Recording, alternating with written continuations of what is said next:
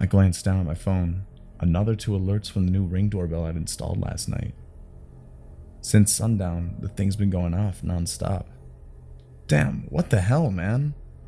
I picked up my phone from the nightstand and opened the Ring app. Live feed from the Ring showed a huge amount of nothing outside of our front door. I live in a small house in a tidy, quiet neighborhood. There wasn't enough traffic, walking, or driving to explain the constant motion alerts. The screen on my phone showed a well-lit night, my porch, my cars tucked in the driveway, and a bright slice of the moon. I was about to close the app and go to bed when an alert popped up again. Nothing had moved. Absolutely nothing. I gripped the phone a little tighter, that little shake that comes with an adrenaline dump that was making it harder to keep the image steady. My mouth was dry and my chest was tight. I felt watched anxiously, but there was nothing there. But then suddenly, I saw a figure slowly rising from the ground, as if all this time it was crouching right under my doorbell cam. Once the figure stood up on the porch, I realized it was a girl. She had long black hair and her face was looking down, making her large forehead shine in the moonlight. Excuse me? Do you need anything? I asked, walking up to the door. Open the door and let me in, Jerry. Wait, Kathy, is that you? My sister calls me Jerry, and I was not expecting her standing outside of my house in the middle of the night like this. Open the door and let me in, Jerry. My knees are killing me, she said in a feeble voice without lifting her face. I stretched my hand to the doorknob, and that's when she lifted her face finally to the camera. Yeah, she looked like my sister, but I can guarantee you she was not my sister. Her eyes were bulging out and her face looked demonic, like she was some skinwalker of some sort. I froze immediately. She spoke again. What's taking you so long? Open the door for your sister. I took a pause and then slowly backed away from the door. I dialed my sister, who picked up in a drowsy voice. Jerry, why are you calling in the middle of the night? Hearing her sleepy voice, a cold shiver ran down my spine. If my sister is sleeping at her home, then who is this strange girl claiming to be my sister and that looks exactly like her right outside of my door? I turned my head back to the door and then slowly looked at my phone screen. She was still there, waiting for me to open the door. I could feel my legs tremble, but gathering all the courage in my voice, I screamed, "You're not my sister, and I'm not opening the door." She smiled wide, hearing my response, then started brushing her fingers on the camera as if she was brushing them on my face. Her bony, long fingers made me nauseous at the sight of them. "Who are you, and what do you want from me?" She laughed for 5 seconds straight, and then whispered, bringing her face closest to the camera. I just came to tell you that you left your back door unlocked. I kid you not, after hearing that, I felt like I had a heart attack. And then suddenly the girl disappeared in front of the doorbell cam. I turned my head to my back door. My survival instincts kicked in. I sprinted to my back door, and just when I was about to grab the doorknob, I saw the girl standing right on the other side of the glass. Her smile was pure evil. I tried to lock it, but realized it was already locked. I slowly lifted my panicked face to her, and she spoke in a creepy voice. You're lucky, Jerry. So damn lucky. Just think what would have happened if you forgot to lock your door. Then she walked away, disappeared into the darkness of the night. I called the cops and informed them about this woman. They searched the property but found no one. What's even more unsettling is that when I reviewed the camera recordings of the woman, there was nobody in sight. It was just my voice talking to some invisible being. I take it that the camera must have glitched out or something, because I know what I saw. The cops surely thought I was drunk or under some influence. No one believes me. But I know it was real. Do you believe me? When I relocated to a suburb close to Skid Row, many of my friends warned me about the possible dangers lurking in that area. You know, like homeless lunatics, drug addicts, etc. But I was getting a house for myself where the rent was super cheap for obvious reasons, so I decided to go ahead with the deal. I'm a 23-year-old male, working as a manager in Pizza Hut, so I often work odd hours. First few weeks went just fine in the new house. Even though the house was a little old, it was big enough for a bachelor like me. I bought most of the furniture from garage sales, so everything in my life is currently secondhand, like my ex. Most of the days, I just ate pizza for dinner, because we're told to take the leftovers home instead of wasting the food. So the dumpster at the back of my house was piled up with pizza boxes. One night, a huge storm broke out, and I realized I'd forgotten to close the dumpster lid, which means in the morning, all the pizza boxes will be scattered all over my backyard. I quickly got out, packed empty boxes in the garbage bag, and closed the lid after throwing them in. The wind was howling, and it was gonna start raining anytime soon. As I went to the back gate, I realized I'd locked myself out, leaving the keys inside. The weather was getting worse, and I didn't know what to do. The houses in my neighborhood seemed way too sketchy to ask for help, and that's when it hit me. My front door has a passkey lock system, so I could call the helpline number and ask them to unlock the front door. I made my way back to the front porch, and the rain had started by then. I dialed the helpline number and told them the issue. The operator had asked me to wait for a few minutes while they unlocked my door. I was half drenched already, and the road was completely empty when I noticed somebody standing under the streetlight. I looked attentively and figured out the shape was a woman holding an umbrella, standing in the distance and looking at my house, or rather, at me. I couldn't see her face from afar, but I felt weird seeing her alone in a storm. She suddenly lifted her arm and waved at me. I waved back just out of curiosity, and she started coming towards me. She was taking big strides, which resulted in a very creepy way of walking. The hair at the back of my neck stood up, and just then I heard my door alarm deactivate. I quickly jumped inside and immediately locked the door. I kept checking the peephole, but by that time, the rain was so dense I could barely see anything. I remember sleeping on the living room couch that night because I was so scared of a possible break-in. But the next morning, when I left for work, everything felt normal again. I laughed at myself for suspecting a poor woman as someone dangerous. I mean, probably she was just coming towards me to ask for shelter in that storm. But to still be alert, I installed a doorbell camera. The first 2 nights after setting up the camera were boring to say the least. And then on the third night, hell broke loose. I came home late that night, and as usual, the weather was bad. I got in and took a warm shower. I sat in front of the TV with some pizza slices and cans of beer. I must have dozed off from the tiredness and beers, so it took almost 3 consecutive rings of my doorbell for me to realize someone was outside my door. I got up, turned on the screen of the ring cam, and the woman was standing outside my door. She had the same umbrella from that night, and this time I could see her complete face. And she just sat there, her eyes wide open, her mouth agape like a silent scream. I have never seen anyone looking like this before. She was not saying anything, just keeping her jaw wide open and hollow, constantly ringing my doorbell. What do you want?" I asked. She stopped and stood still. Even though she was looking at the camera, it felt like she was looking into my soul. She then waved at me again and started banging her head on my door. Hey, stop! What's wrong with you?" I screamed, but she didn't care.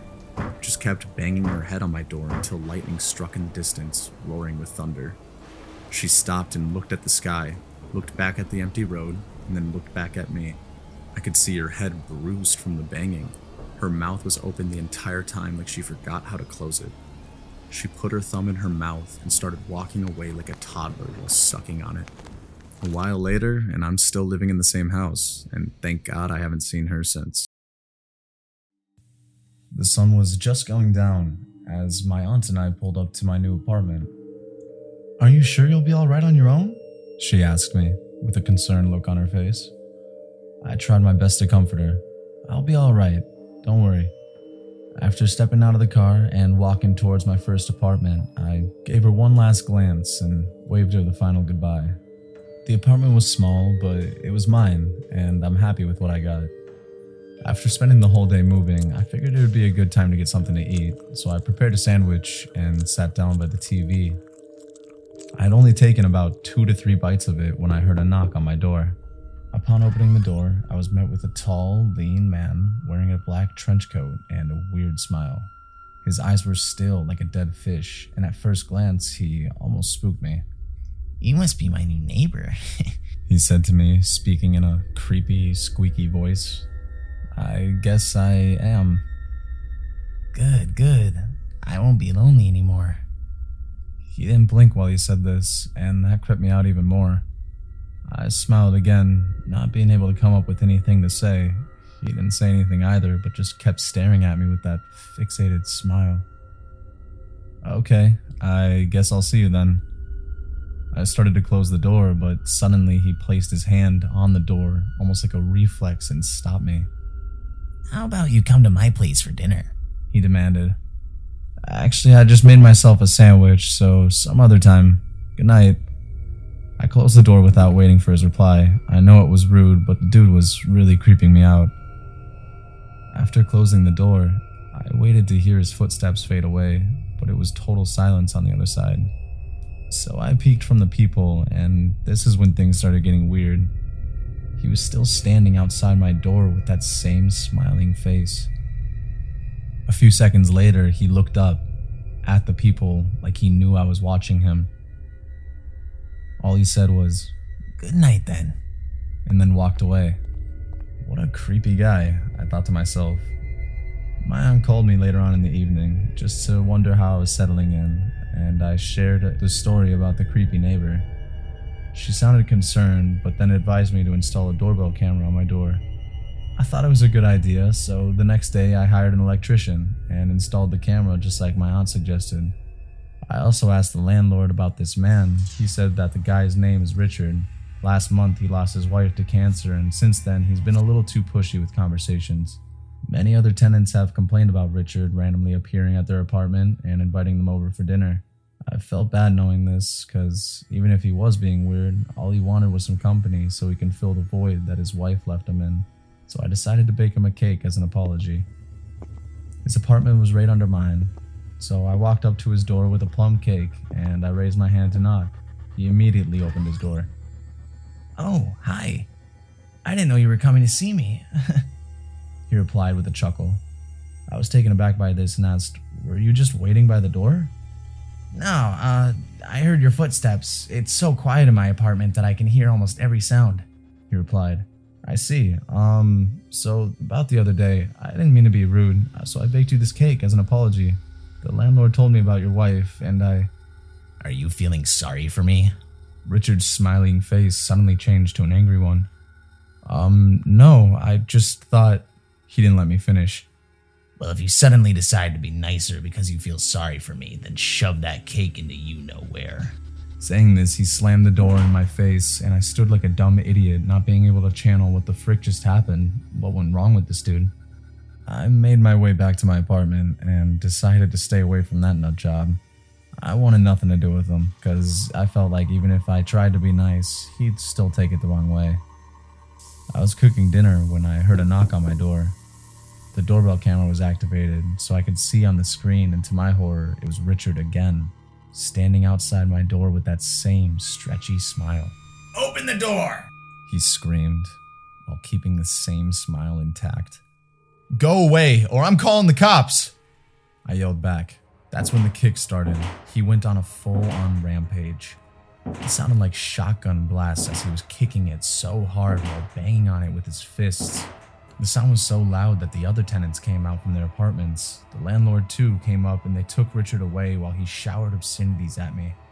The cops were called, and thank God I had the camera footage to my defense. Richard was taken into custody for property damage, and the landlord never took him back.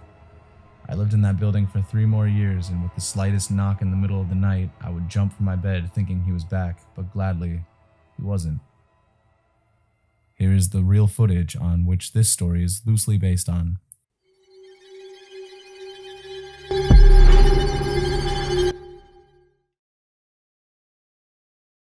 I used to study at a boarding school that was in a remote location close to the woods near a serene mountain valley. Now generally, schools like these always come with haunted stories, but ours had none. It was just an ordinary boarding school with people from around the world studying together. My favorite teacher was our geography teacher, Miss Melanie, because she used to conduct a lot of field trips for our practical classes. And since we could hardly go out of the school campus, everyone waited for these field trips. So this one time, Miss Melanie announced in the front of the class that we'd be heading to a dam located in the woods for our upcoming field trip. The next morning, when we all gathered at the school grounds to leave for our trip, it started raining lightly. We slid into our raincoats and started to hike to the dam. It was just my first time hiking in the woods, and I was feeling awe and shudder at the same time. The sound of woods mixed with our footsteps hitting the soggy grass bed underneath echoed all over the woods. After 30 minutes, we reached the dam. It was an old dam, built around the Second World War. Miss Melanie started explaining how this dam was the first resource of this valley's power supply. I was listening to her and clicking pictures with my camera at the same time when I saw Ruthie standing under a big tree and looking up at its highest branch. Her face was contorted with fear. Her eyes were wide with drops of sweat on her forehead. She was trembling like something up in that tree had scared the crap out of her. "Hey, you alright? Is something up there?" I say, looking over at Ruthie. "Well, why is she looking at me like that?" Ruthie says in a terrified voice. I followed Ruthie's eyes, but all I could see was the barren tree branch. Suddenly, I heard Miss Melanie scream, and I looked beside me. I found Ruthie unconscious on the ground. We came back and Ruthie was taken to the medical room. Later, the teachers informed me that Ruthie probably just spooked herself in those woods. The next day, Ruthie came back to class, but something about her was different. She became extremely quiet and stared outside the window during class. We were leaving for the cafeteria during recess when I saw Ruthie scribbling something in her notebook. "Ruthie, don't you want to go out for some lunch?" I decided to ask her. She didn't pay any attention to me, just kept scribbling. I leaned closer to her to see what she was doing, and what I saw gave me goosebumps to say the least. Her eyelids and the skin around bright red, while her eyes black as an abyss. Her mouth widely stretched to her chin. "What the hell? Who is that, Ruthie?" And that's when Ruthie looked at me. A creepy grin appeared on her face, and she started laughing hysterically. "Ruthie, are you okay? Someone, come help!" I screamed to the top of my lungs, and all of our classmates rushed back to the class. They all noticed Ruthie laughing like a maniac while rocking her body back and forth. She started punching the desk while continuing this crazy feat. We were so scared and shocked that we almost forgot to call our teachers. But soon chaos unfolded, and the teachers came to intervene in the matter. They tried to take Ruthie to the medical room, but she began throwing kicks and punches. She even started screaming and rambling, "You're all gonna die. Yes, die, die, die." It was something straight out of a horror movie. Never in my life had I expected one of my friends to behave like that. With a lot of difficulty, the teachers carried Ruthie out to the balcony. Everyone on school grounds froze in fear and watched Ruthie's madness. She was spitting at the teachers and kicking in the air while screaming, "Death is near! She's coming to get you!" And then suddenly she stopped. Her eyes rolled in like she was having a seizure and she could hardly breathe. A gagging sound came out of her mouth and she fainted once again. But just then, as chaos broke out in the school ground, one by one, girls started fainting on the grounds. Everyone began running, not knowing what was happening to the students of the school. The teachers were numb because not every day you witness 12 girls collapse on the ground in random order. Ruthie and all those girls were taken to the hospital down the valley. Our parents were called to come and pick us up from school immediately. The principal closed the school for the next 3 months until the trusted committee came to a decision regarding these mysterious incidents. 3 months later, when we all went back, things started to get normal again. But Ruthie's parents took her away, and I still don't know exactly what she saw in those words that made her react that way. I just hope she's doing well wherever she is. The town of Lambertville was a great place to grow up, especially in the 80s. At least that's what I heard from my dad. Last year, I flew back to New Jersey from the UK to attend my high school reunion. I met my old friends, and we had a ball at the reunion party. We recalled memories from childhood of how we used to explore the town after sundown. My buddy Fred mentioned how we feared to step inside Lambertville High, even in daylight back in those days. I laughed and said, "It's because Matt's uncle scared us with that spooky story." Matt finished his last drink and said in a drowsy voice, "It wasn't some story, it was a true incident." Yeah, right, my dad used to say that too, and maybe it did happen, but there's no reason to believe that the dead guy's ghost is still out there, Fred replied sarcastically. Matt laughed and said, "Want to go check it out now? We're not kids anymore." I could see the booze talking, so I tried to stop this idea before it turned into a Ghostbuster mission, but I guess it was too late. Fina, let's go.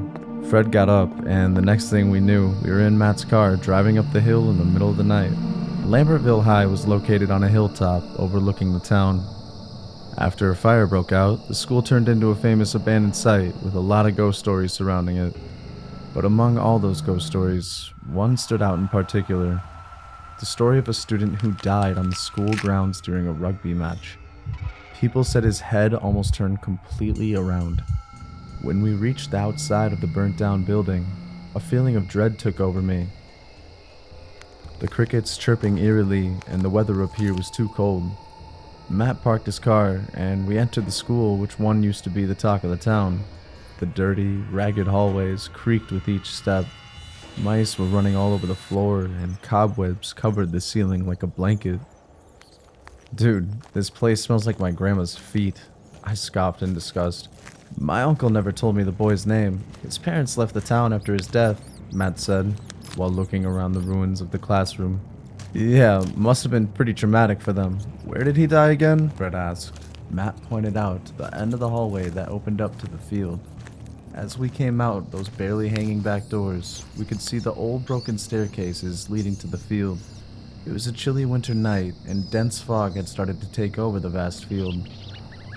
Uneven grass and weeds have blurred the boundary lines. How about we go for a walk? Fred smirked. Don't be crazy, I immediately responded. Why? You scared? Matt said while lighting a smoke. I don't care about any ghosts, but there could be snakes or other insects. I gulped. It's winter, silly. Snakes don't come out in winter, so shut up and follow me. Before I could counter, Matt and Fred set out to the field.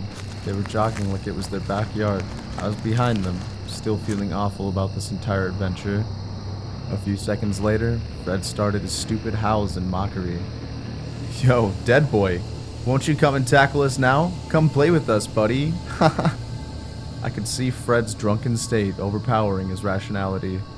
Even if there was no ghost, still, making fun of someone's tragedy didn't seem kind to me. But suddenly, the wind grew rusty. I could hear Matt screaming, Fred, let's go back. I think there's gonna be a storm. The fog got so thick I could barely figure out my friends. And that's when I saw them. A pair of red eyes glowing from the distance, staring right at me. I started calling out to my friends when Matt came running towards me at full speed. He was grabbing the hair off his head and screaming for help. His face had a sheer look of terror. Matt? Where's Fred? Matt didn't answer my question. Instead, he only said, He has him, and then disappeared into the fog. I turned on my flashlight and went to the same direction where Matt came. I wanted to find Fred no matter what. After walking for 5 to 6 minutes, I finally spotted Fred. He was lying on the ground, but he was not alone. A boy dressed in a rugby costume was sitting beside him, leaning over his unconscious face. I opened my mouth and a small whisper came out. Fred? Just then, the rugby player's head turned 180 degrees. I kid you not, his head turned completely backwards like that scene from The Exorcist, and I could only see his red eyes glowing inside the helmet. All I remember is my vision blurring and my head hitting the grass. I woke up in the hospital after 3 days. I had a concussion, whereas Fred was found dead. The doctor said he had a heart attack from sudden shock. Matt never came home. Until today, I have no idea if everything that happened that night was real or some drunken hallucination. I don't think I can keep going to school anymore. That place terrorizes me. And it's all because of Mr. Lerman. He's our history teacher, and God, he's weird as crap. His eyes are bulged and red all the time, making him look like a stoner. His teeth are uneven, and he has a long neck like a giraffe. What's even more weird is his voice. When he speaks, it's like something else speaking from inside of him. Deep down, I believe he's hiding a terrible secret. I was walking past the teacher's room one day when I saw Mr. Lerman looking at a cat sitting on the window pane. He had a creepy grin on his face and even licked his lips like the cat was some delicious meal. That's when I noticed how big his fangs are. It almost reminded me of the pit bull our neighbor has. But just then, he turned his face towards me and I quickly ran away in fear. Since that moment, Mr. Lerman has always watched me during his class. A cold tension was piling up between us. I don't know if he sensed my suspicious behavior around him, but one thing was sure. That dude isn't what he seems. Last Saturday, my best friend and I got detention for pulling a prank on the janitor. Our principal, Riley, held us after school to clean the library and arrange the bookshelves. Carter and I have been friends from kindergarten, so we're more like brothers. I was putting the chemistry books under the science sections when Carter called out to me. "Whoa, dude, Lerman used to be a student here." Hearing this, I rushed towards him, saw him going through an old yearbook of the year 1985. "Where did you find this?" I asked. "Down that corner shelf. It's odd," Carter said with a frown. "What do you mean?" "Lerman used to look so normal back then." I leaned over to see the picture Carter was pointing at, and to my surprise, he was right. Lerman did look like a normal guy. He still had that high school boy charm in that picture. "I think he went through some really bad plastic surgery," Carter scoffed with a chuckle. "Let's get back to work." Saying this, I picked up some more books to put on the shelf when we heard footsteps on the corridor outside. Who could it be at this hour? Probably the janitor. Now, Carter is what you called an overly curious fellow. He went to the library exit and peeked outside. "Talk of the devil," he whispered. I too went to check, and to my shock, it was Mr. Lerman. He had a dusty sack in his hand and was going towards the teacher room. "What is he doing here, after school?" "Let's follow him," Carter said. Before I could protest, Carter stepped into the corridor. I obviously accompanied him, even though everything about his plan screamed danger. We stopped outside the teacher's room and carefully peeked in. Mr. Lerman was standing still while that sack lay on the ground. Something inside that sack was whimpering. You know, the kind of sound that newborns make. "What the hell is it?" I whispered. "Shh, keep quiet," Carter responded.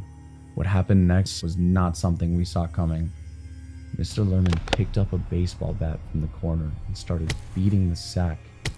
With every strike, the sack slowly turned red.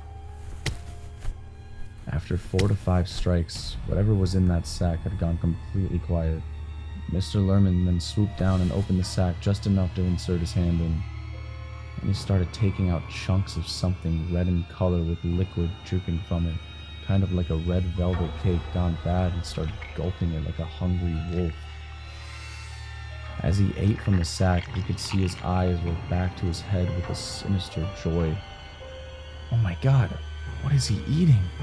Carter whispered in disgust. "I don't think we should be here, man." As soon as I said this, Mr. Lerman started to cough. Something was choking him. He gagged and gargled, and then he spit out a fur ball. A gray fur ball with sprinkles of minced meat on it. "Bloody hell, it's that cat!" I yelled in horror, and Mr. Lerman turned his face towards us. I've never seen a face like that. His teeth were all stained red, and his eyes burnt like a flaming coal. He made a creepy meow sound and smiled at us. The next thing I remember was me and Carter running for our lives. I've missed school faking stomach aches for 3 days straight, but my mom is determined to send me back to school tomorrow. The only thing that's bothering me right now is what will happen when I face Mr. Lerman again.